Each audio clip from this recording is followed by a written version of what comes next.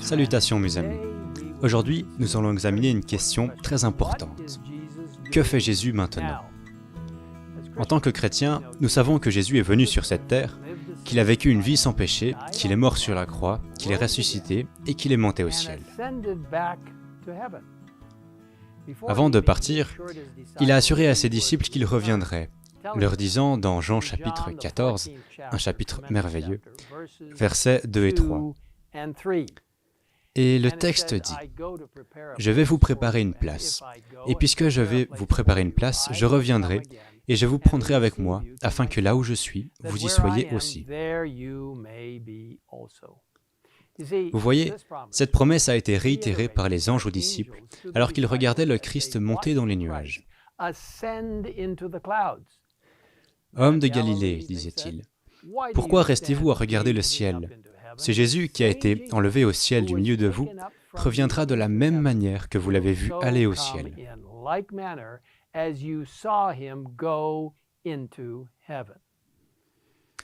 Nous avons donc l'assurance que Jésus reviendra. Mais pourrait-on se demander, que fait-il entre-temps? Pour revenir au texte de Jean 14, Jésus a dit qu'il allait nous préparer une place. Cette préparation pourrait-elle signifier davantage que la construction de demeures pour nous dans le ciel? Peut-être qu'il y a plus à préparer. Lorsqu'il s'agit de décisions importantes, Dieu a toujours enquêté avant d'agir, démontrant ainsi sa volonté de pardonner et donnant à chacun d'entre nous la possibilité de faire partie de son plan de salut. Dans le jardin d'Éden, il y allait chercher Adam et Ève, leur posant des questions et leur donnant la possibilité d'y répondre. Avant de confondre les langues à la tour de Babel, il nous a dit que l'Éternel descendit pour voir la ville et la tour que les hommes construisaient. Avant de délivrer le peuple d'Israël de l'esclavage, Dieu dit à Moïse, « J'ai vu la souffrance de mon peuple qui est en Égypte, et j'ai entendu les cris qu'ils poussent devant ses oppresseurs. Oui, je connais ces douleurs. Je suis descendu pour les délivrer de la domination des Égyptiens. » Et avant de détruire Sodome et Gomorrhe, le Seigneur lui-même a décidé d'enquêter, comme le rapporte Genèse 18, versets 20 et 21, qui dit « Le cri contre Sodome et Gomorrhe a augmenté, et leur péché est énorme. C'est pourquoi je vais descendre et je verrai s'ils ont agi entièrement d'après le bruit venu jusqu'à moi. Si ce n'est pas le cas, je le saurai. »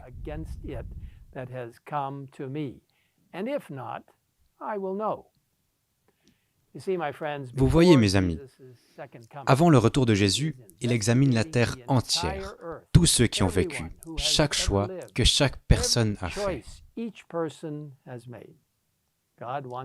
Dieu veut qu'il soit clair pour nous et pour l'univers qui nous regarde que pas une seule personne ne connaîtra le destin qu'elle n'a pas choisi. Car, voyez-vous, Dieu n'est pas contraignant, il ne nous oblige pas à le suivre.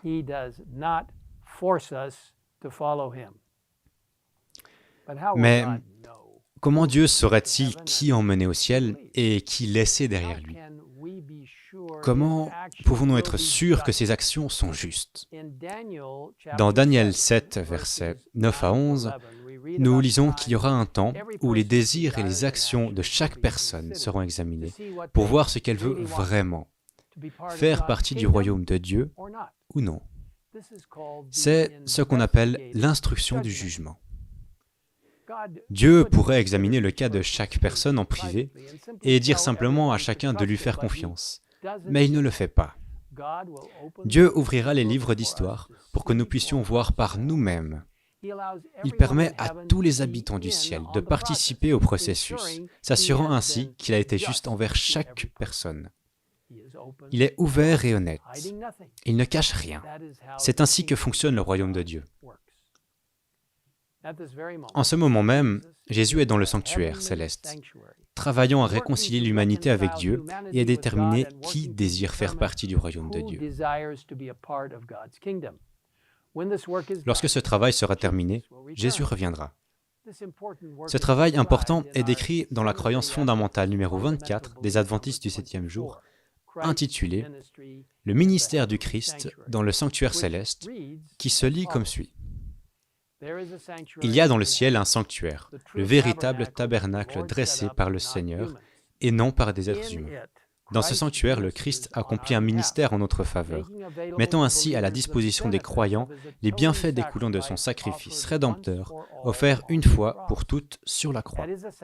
Lors de son ascension, il fut intronisé comme le souverain sacrificateur et commença son ministère d'intercession, l'antitype de l'œuvre accomplie par le souverain sacrificateur dans le lieu saint du sanctuaire terrestre. En 1844, au terme de la période prophétique des 2300 jours ou années,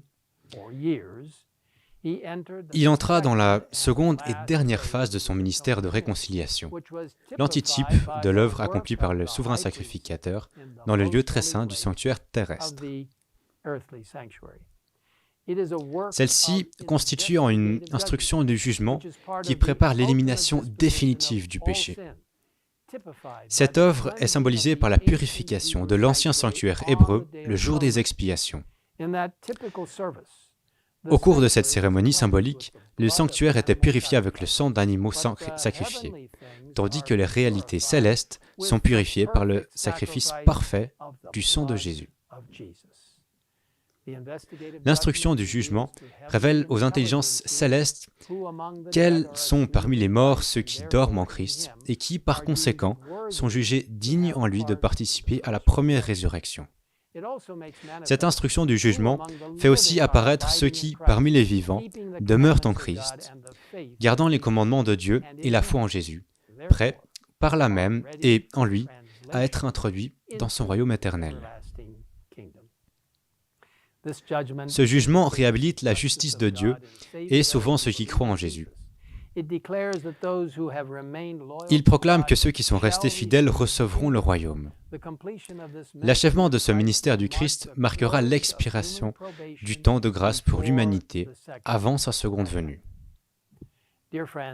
Chers amis, cette croyance biblique nous donne l'occasion de plonger profondément dans la parole de Dieu pour comprendre l'œuvre très importante que Christ accomplit en ce moment même en notre nom.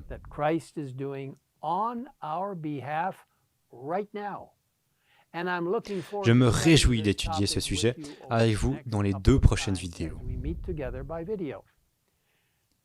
Remercions le Seigneur d'être un Dieu juste et équitable, un Dieu qui nous aime et qui prend soin de nous, un Dieu qui un jour rétablira toutes les choses. Et maintenant, prions ensemble.